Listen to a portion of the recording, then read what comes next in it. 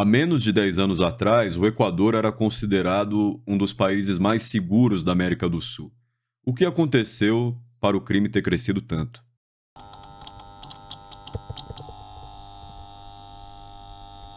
No Equador, em 2017, a taxa de homicídios era de 5,85 por 100 mil habitantes. Isso era uma queda considerável em relação a 2007, quando a taxa era de 15,95, e também em relação a 2011, que é quando começa a queda mais notável nas taxas de homicídio do Equador, quando a taxa era de 15,38. Quando a taxa de homicídios começa a subir em 2019, ela estava em 6,9 por 100 mil habitantes. Em 2022, essa taxa chegou em 26,7 por 100 mil habitantes. Nesse período, as organizações criminosas cresceram muito e outros tipos de crime que também afetam diretamente a segurança da população cresceram, que é o caso da extorsão.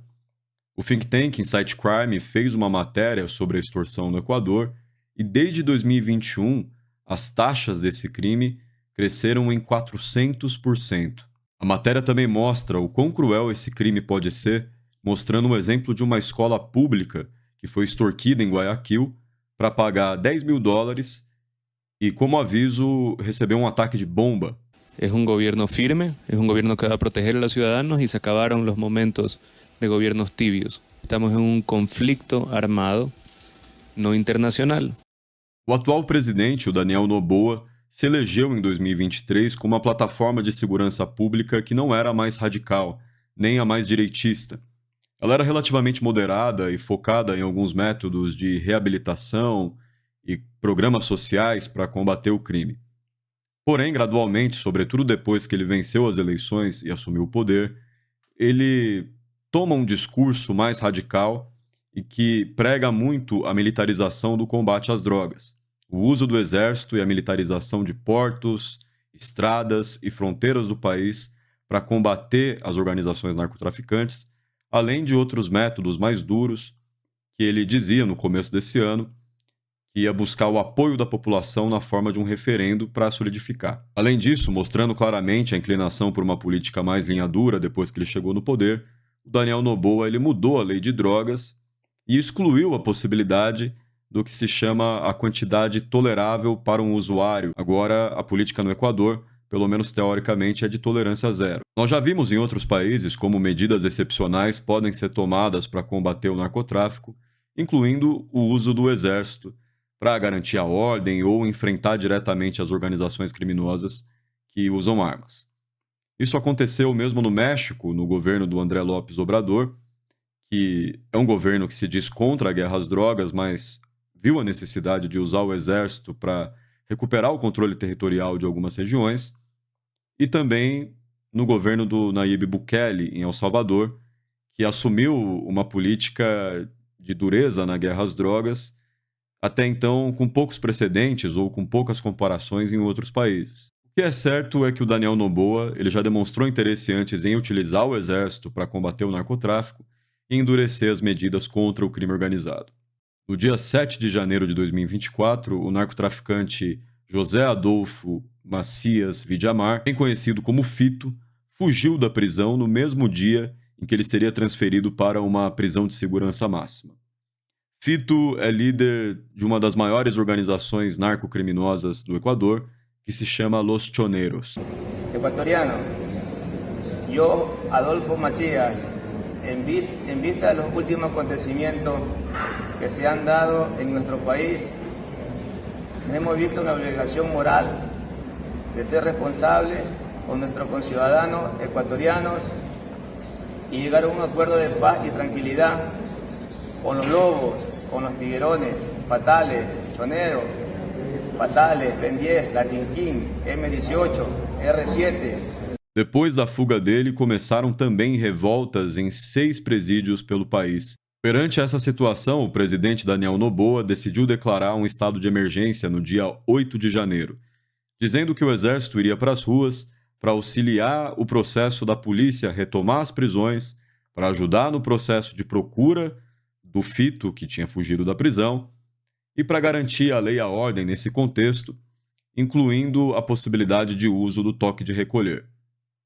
O estado de emergência não é a primeira vez que ele é usado no Equador. Na verdade, ele foi usado tanto contra manifestações como contra narcotraficantes já pelo governo anterior. Porém, aparentemente, os criminosos decidiram resistir a essa situação e no dia 9 de janeiro ocorreram uma série de ataques contra alvos policiais, contra prédios públicos, incluindo universidades.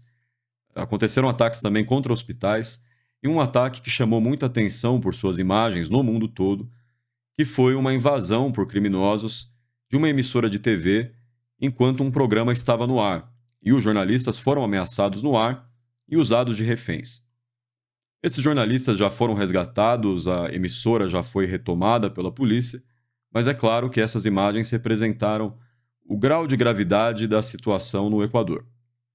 Por conta dessa gravidade, por conta desse confronto, o presidente decidiu que era melhor declarar um estado de guerra.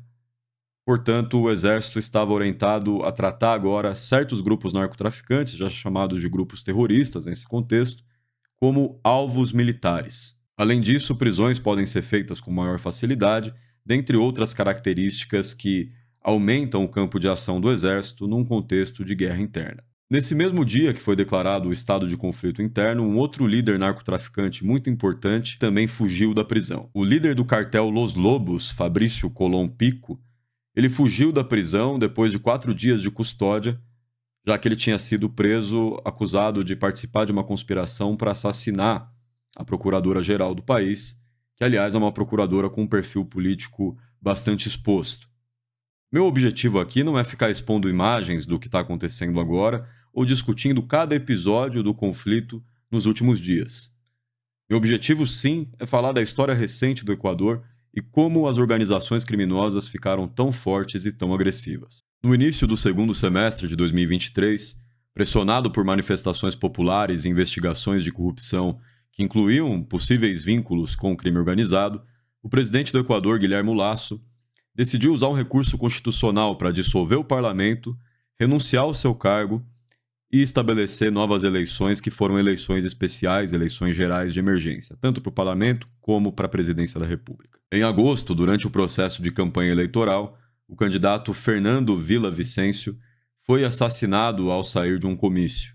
Depois do assassinato, surgiu um vídeo na internet de homens de preto encapuzados, segurando armas, declarando que eles eram representantes do cartel Los Lobos e que eles eram os responsáveis pelo assassinato do candidato à presidência, avisando os outros políticos, em especial o Jean Topic, que era um candidato mais à direita, um candidato que fazia toda a sua campanha voltada para uma posição radical de combate ao crime organizado e que, além disso, fazia propaganda do fato de que ele lutou na guerra da Ucrânia ao lado do Estado ucraniano e que ele foi um membro da Legião Estrangeira da França. Esse vídeo foi questionado por algumas pessoas, como o jornalista e político Jimmy Hayrala, que disse que aquele vídeo ele tinha o áudio editado e, na verdade, se tratava de imagens provenientes de algum cartel mexicano.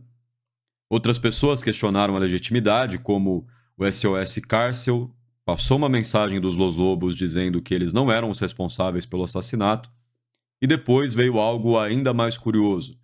Um vídeo de homens sem máscara, usando roupas brancas, ostentando símbolos dos Los Lobos, disseram que eles sim eram os verdadeiros representantes do cartel, que eles não cobrem o rosto e que eles não iam violar uma paz durante as eleições, então eles não pretendiam fazer qualquer tipo de ataque contra qualquer candidato político. Condenando o assassinato do candidato Villavicencio, evidentemente eles negaram que eram os autores. Efetivamente, membros da campanha do Villavicencio disseram que eles receberam ameaças durante a campanha, mas de outro grupo, o Los Choneros, que são rivais dos Los Lobos. Quando o assassinato aconteceu, as pesquisas eram lideradas pela Luísa Gonçalves, candidata do Revolución Ciudadana, candidata de esquerda ligada ao correísmo, ao Rafael Correa, e em segundo lugar estava o Villavicencio, que aparecia como candidato de direita e mais próximo do governo. Nas pesquisas, em terceiro lugar, quem aparecia era justamente o candidato Jean Topic, que tinha a plataforma, pelo menos relativamente dentro daquele contexto eleitoral, a mais à direita ou de extrema direita. Até então, o assassinato não foi resolvido e uma pessoa que foi presa, acusada de ser o executor do assassinato, ela foi morta enquanto estava em custódia. De toda forma, essa não foi a única vez que um político foi assassinado no Equador, e na verdade, em um espaço de 3 meses, você teve outros políticos mortos pelo crime organizado. No mesmo mês de agosto, um dos líderes políticos do correísmo, Pedro Briones, ele também foi assassinado na cidade de Esmeraldas. Fora aqueles que foram mortos, assassinados efetivamente, você também tem os casos daqueles que sofreram atentados e foram ameaçados. O ex-governador de Guayas, que agora é prefeito de Durán, uma cidade de 300 mil habitantes, sofreu um atentado e não consegue governar na cidade. Ele praticamente não visita a própria cidade. Em 2021, uma matéria do El País citou um diretor do sistema prisional do Equador, o Fausto Cobo, que disse que ele avaliava que as quadrilhas elas têm um poder igual ou maior do que o Estado no Equador. As prisões são um elemento muito importante do crime organizado no Equador. É através das prisões que os grupos criminosos exercem o poder e é dentro das prisões que eles lutam grande parte das suas guerras. As prisões, elas são importantes porque todo criminoso, eventualmente, ele passa pelo sistema prisional e no sistema prisional ele entra em um regime disciplinar que não é controlado pelo Estado, mas por facções criminosas. Quando se inicia o governo Rafael Correa no Equador em 2007, e durante boa parte do governo dele, as prisões do Equador elas eram praticamente pequenas cidades. Você tinha tanques onde alguns criavam peixes, você tinha pequenos negócios, pequenas lojas, máquinas de refrigerante nos corredores, telefones que eram usados livremente, e as prisões eram governadas por comitês eleitos por prisioneiros, normalmente onde se destacavam criminosos mais antigos, que geriam grande parte da vida da prisão. O Rafael Correa decidiu tentar acabar com isso, retomando o controle das prisões, e inclusive fechou uma das prisões históricas do país, que fica em Quito, o Penal Garcia Moreno. Essa mudança aconteceu em 2014 e o governo transformou o Penal Garcia Moreno em um museu, para representar essa mudança histórica de que o velho regime carcerário ficou no passado e agora o governo ia oferecer um regime novo. Durante o governo do Rafael Correa, o estado do Equador ele bateu recordes em apreensões de droga e recordes de encarceramento de pessoas. E o estado lidava com uma situação de superlotação das suas prisões. O Equador ainda lida com esse problema, apesar de estar longe de ser o quadro mais grave na América do Sul. Para John Henry Murdy, que é um especialista no sistema carcerário do Equador, foi nesse momento que o Rafael Correa cometeu um erro ao reformar as prisões. Ele tirou o poder de uma casta antiga de prisioneiros que estavam nos seus comitês, que tinham a sua própria vida dentro da prisão, e ao abalar o status quo, ele permitiu que os cartéis de droga assumissem o controle das prisões. Já outro especialista, o David Brotherton, ele acredita que isso ocorreu, essa tomada das prisões pelos cartéis, um pouco mais tarde, quando o Rafael Correa saiu do governo e assumiu Lenin Moreno, que provocou um apagão nas políticas públicas de segurança e de reforma social que vinham sendo conduzidas durante o governo Rafael Correa. Uma das políticas mais notáveis do Equador durante o início do governo Rafael Correa foi a proposta de fazer um processo de paz com as gangues enquanto ocorria o processo de mudança constitucional. Isso foi chamado no mundo todo de legalização das gangues. Grupos formados por quadrilhas de bairro ou as chamadas pandilhas, muitas com identidade importada da diáspora equatoriana nos Estados Unidos, como os Latin Kings e os Kings of the Streets, foram reconhecidos pelo governo e se converteram em entidades culturais envolvidas em programas comunitários com financiamento estatal, e alguns dos seus membros até viraram funcionários de braços do governo. É possível argumentar que essa política teve sucesso considerável porque, de fato, muitos membros de gangues se tornaram efetivamente civis que viviam vidas pacíficas, vidas normais, e a taxa de homicídios durante o governo Rafael Correa caiu muito, o que se relacionaria com a queda da violência juvenil associada à violência de gangues. O pesquisador David Brotherton ele foi um dos que mais estudou essa política de legalização de gangues. Ele tende a enfatizar os sucessos dessa política, falando justamente de como evitou que alguns jovens fossem recrutados para o narcotráfico, mas ele especifica que a política foi silenciosamente abandonada pelo governo Lenin Moreno e, de toda maneira, as quadrilhas especializadas na venda de drogas, que se tornariam os grandes cartéis, elas não participaram do processo de paz. Elas não decidiram participar dessas conversações para se converter em entidades culturais e se envolver com o bairro. Ficaram mesmo no tráfico de drogas e elas não eram tão grandes em 2007 como se tornariam em 2020. Um dos maiores grupos de narcotraficantes no Equador já existia em 2007 ao redor de um criminoso chamado Jorge Espanha, conhecido como Tenente Espanha ou O Chonero. O grupo dele se envolvia em crimes como o roubo e o tráfico de drogas para varejo, o que no Equador é chamado de microtráfico. Vender droga no bairro. O Jorge Espanha foi assassinado junto com a sua família em 2007 por membros de uma gangue rival chamada Los Queseros. Um dos sicários do Jorge Espanha, o Jorge Luiz Ambranho, conhecido como Rasquinha, ele decidiu liderar o grupo na vingança e exterminou o Los Queseros nesse processo. Naquela época ele tinha 28 anos e se tornou o líder do novo grupo, que agora passou a ser conhecido como Los Choneros. Ele colocou a força do grupo a serviço de um narcotraficante internacional equatoriano da velha geração, chamado Washington Prado Alava, conhecido como Gerald. Mas, eventualmente, Los Choneros tomaram a posição do Gerald e assumiram o negócio do narcotráfico. Alguns acontecimentos no mercado internacional de cocaína fizeram com que o Equador ocupasse um lugar especial dentro dessa cadeia. Fizeram efetivamente que o Equador se tornasse uma rota mais importante do tráfico internacional, para além do fato geográfico dele estar entre os dois principais produtores de cocaína, que são o Peru e a Colômbia. Talvez o acontecimento mais importante foi em 2016, que foi quando as FARC, as Forças Armadas Revolucionárias da Colômbia, se desmobilizaram. O processo de paz na Colômbia, ele não implicou finalmente em uma paz duradoura, em que o Estado colombiano assumiu controle total de todo o território colombiano e consegue governar a violência naquele país. Na verdade, a desmobilização das FARC abalou o status quo armado de vários territórios, em que outros grupos ocuparam aqueles territórios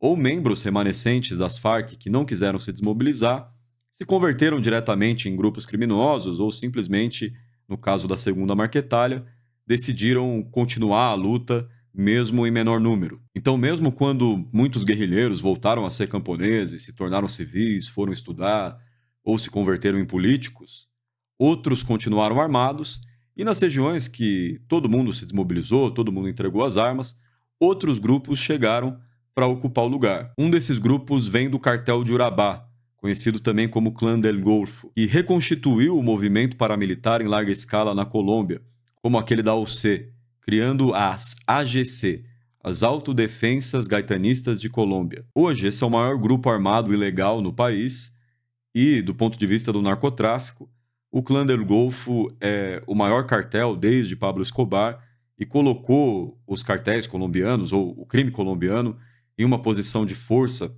sobretudo perante os mexicanos, que o crime colombiano não tinha já faz algum tempo. Esse grupo ele também atua em outras áreas do crime, como a extorsão, especialmente na área de mineração. A desmobilização das FARC intensificou o confronto militar entre os paramilitares, as dissidências ou os remanescentes das FARC e a guerrilha de esquerda ELN, que se tornou a maior guerrilha de esquerda do país depois da desmobilização da FARC-EP. Esse confronto territorial aumentou o nível de fragmentação, reduziu a previsibilidade sobre as regras do jogo e transformou o mercado de cocaína da Colômbia em um negócio mais arriscado para os criminosos. O conflito mexicano entre o cartel de Sinaloa e o cartel Jalisco Nueva Generación também se refletiu dentro da Colômbia e, na verdade, desde que o líder das AGC, o líder do cartel de Urabá foi preso, o Otoniel, existe um risco de que esse grupo passe por fragmentações. E é nesse contexto um tanto caótico e certamente conflitivo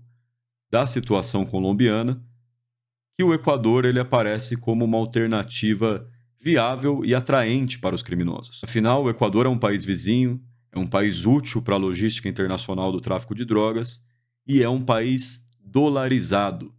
Ou seja, é muito mais fácil lavar dinheiro, operar o dinheiro no Equador do que na própria Colômbia. Foi essa mudança na conjuntura internacional que permitiu que Los Choneros se tornassem um grupo narcotraficante tão forte, porque a própria importância do Equador no tráfico internacional de drogas se viu reforçada. Esse terreno fértil do Equador também foi constatado pela grande organização italiana, a 'Ndrangheta, como foi constatado pela máfia albanesa em ascensão e pelos cartéis mexicanos. Mas claro que esse crescimento da importância do Equador na rota internacional do tráfico de drogas também gerou intrigas e conflitos. O líder do Los Choneros, o Rasquinha, o Jorge Luiz Ambranho, ele foi assassinado em um café de Manta no ano de 2020. Ele, que era considerado um líder inteligente, que se formou em direito durante a prisão, que chegou a se tornar um advogado e que fez cursos de segurança, não conseguiu escapar desse destino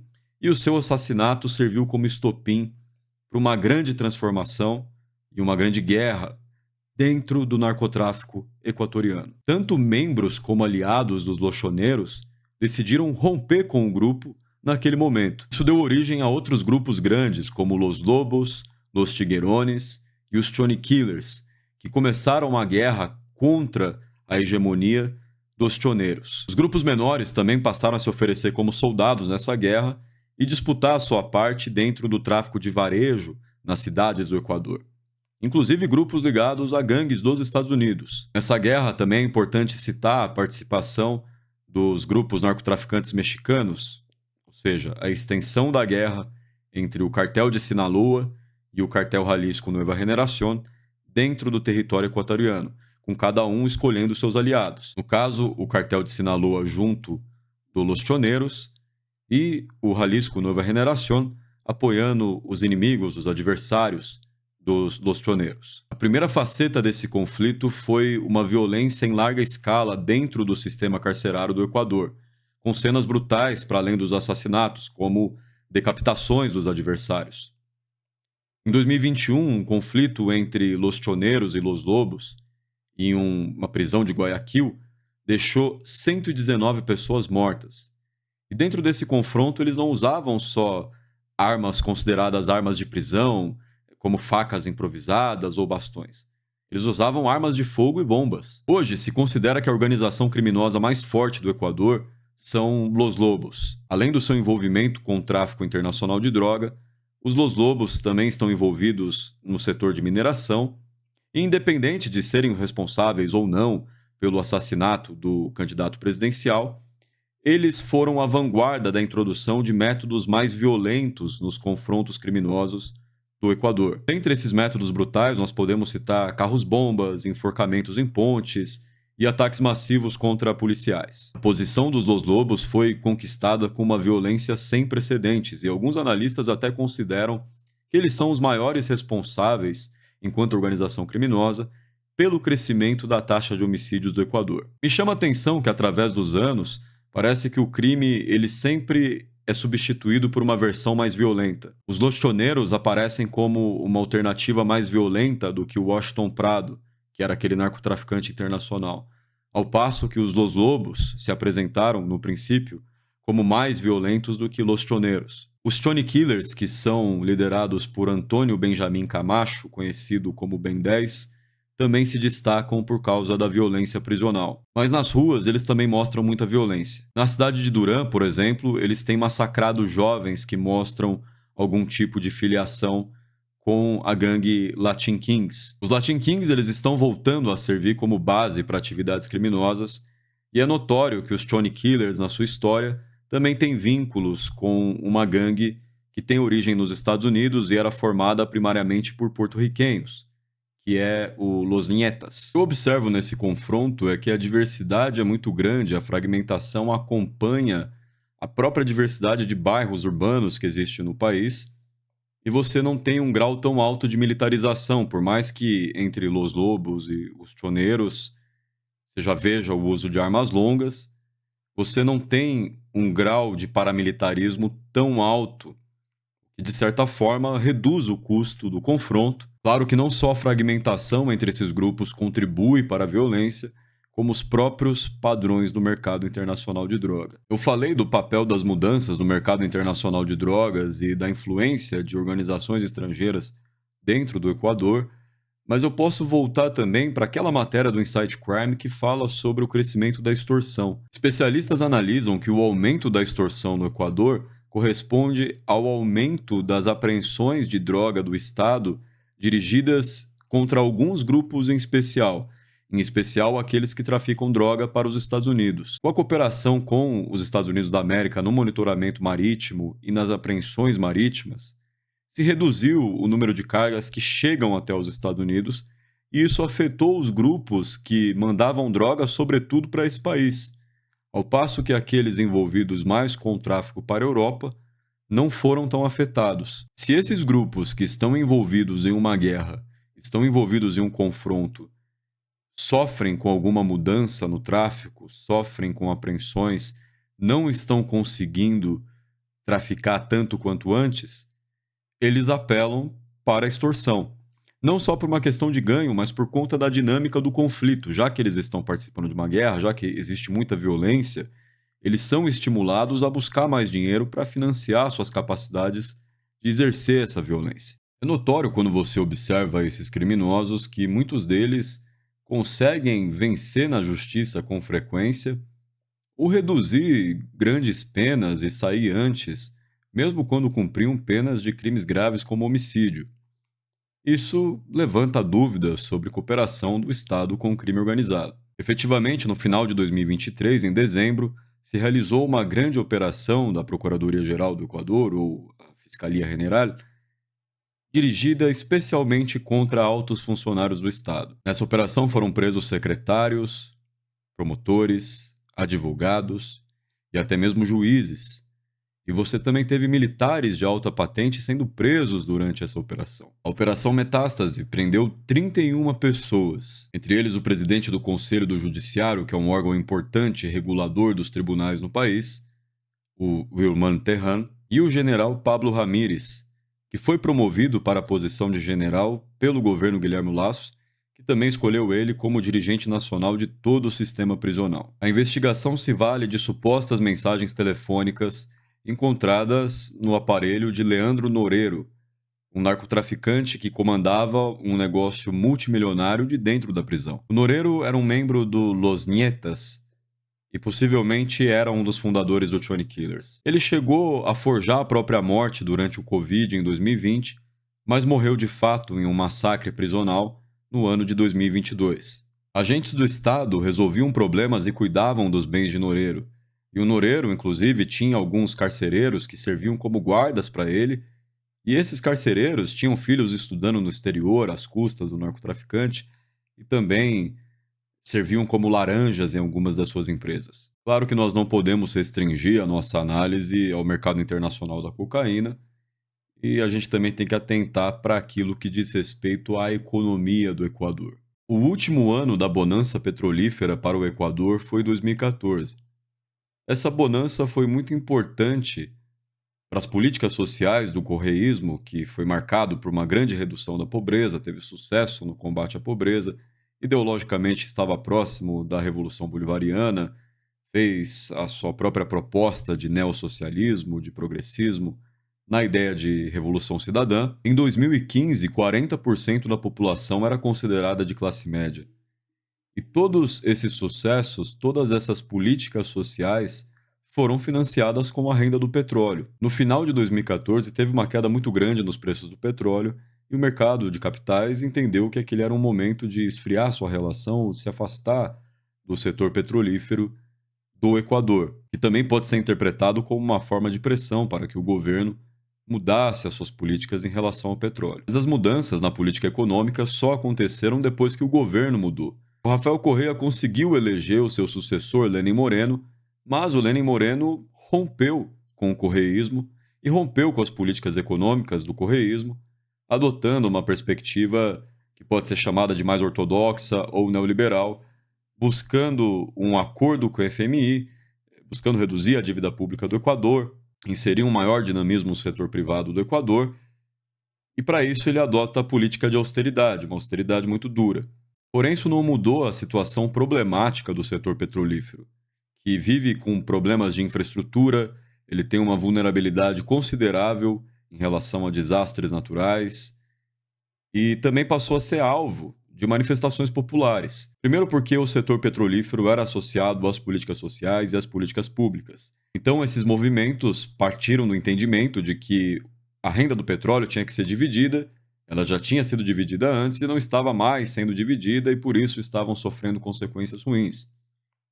Além disso, também ocorreram manifestações mais radicais da parte do ambientalismo, que já questionam a própria indústria do petróleo por si mesma. Com esses fatores se junta o fato de que o desemprego no Equador vem crescendo desde 2019 e o país ainda não se recuperou das consequências da crise da pandemia, da crise do Covid-19. Diferente de outros países que passaram por uma recuperação, o Equador, inclusive, experimentou uma intensificação, uma piora do seu problema de desemprego. Diferente de outros estados que combateram os efeitos da pandemia e iniciaram uma política de recuperação através de políticas monetárias e políticas cambiais, o Equador simplesmente não pode fazer isso porque tem a sua economia dolarizada. A política de austeridade do governo Lenin Moreno ainda teve repercussões do ponto de vista orçamentário. O Lenin Moreno cortou 70% do orçamento destinado às prisões. Boa parte do orçamento de segurança foi cortado. O Lenin Moreno dissolveu o Ministério Coordenador de Segurança, dissolveu o Ministério do Interior, dissolveu o Ministério da Justiça e não criou uma Secretaria Especial de Segurança Pública. Todas essas funções, junto com outras que dizem respeito a outros aspectos de governança interna, foram reunidos em um só ministério. Por outro lado, Lenin Moreno buscou uma aproximação com os Estados Unidos e com a Colômbia na sua política de combate ao tráfico, com os Estados Unidos atuando mais na costa, no monitoramento marítimo, e com os colombianos fazendo um programa de monitoramento e combate ao crime na fronteira. O sucessor de Lenin Moreno, o Guillermo Lasso, ele manteve as políticas econômicas, mas depois de um ano ele decidiu recriar o Ministério do Interior e criou uma Secretaria Especial de Segurança Pública. É importante enfatizar também que durante o governo Lenin Moreno, as preocupações sobre justiça estavam em outro lugar. Naquele momento, o Equador experimentava os efeitos da chamada Lava Jato Continental, dirigida contra a construtora Odebrecht.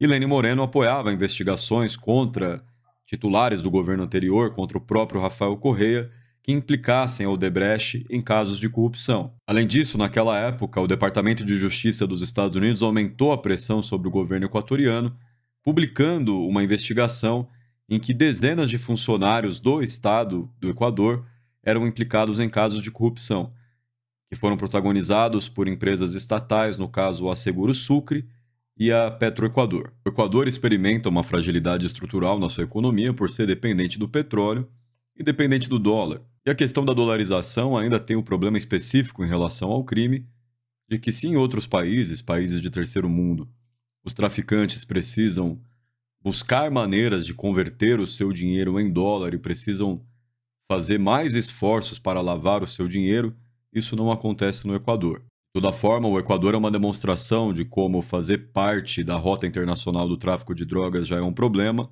e esse problema pode ser muito pior com um Estado frágil. Frágil tanto na sua capacidade de impor a lei e combater o crime, como frágil na sua capacidade de formular políticas econômicas, já que, nesse caso, ele mal pode ter uma política monetária independente ou controlar sua política fiscal por não controlar sua própria moeda. Me parece que uma situação dessa em um país cria muitas dúvidas. Por exemplo, se existem vínculos de figuras importantes do Estado, do Exército e da polícia com o narcotráfico, algumas pessoas se questionam se esse acontecimento, esse levantamento de agora, não é reflexo dessa atuação conjunta, não é reflexo de certos setores da política ou do Estado colocando limites no que é tolerável no combate ao narcotráfico e o que não é tolerável, dando uma resposta pelos seus interesses terem sido prejudicados. Eu também penso muito do ponto de vista da dinâmica política. Voltemos para o assassinato do candidato Vila Vicêncio. Ele era o segundo lugar atrás do correísmo e tinha vínculos com o governo. É evidente que acontece alguma coisa estranha quando você teve 2 vídeos falando coisas opostas.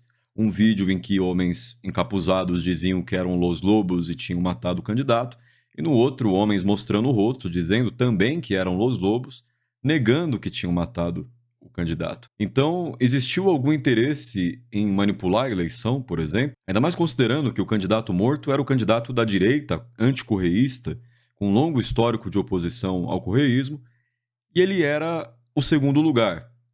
Em terceiro lugar, o outro candidato também era de direita e também era anticorreísta, justamente o que representava a extrema-direita naquelas eleições, justamente o Jean Topic.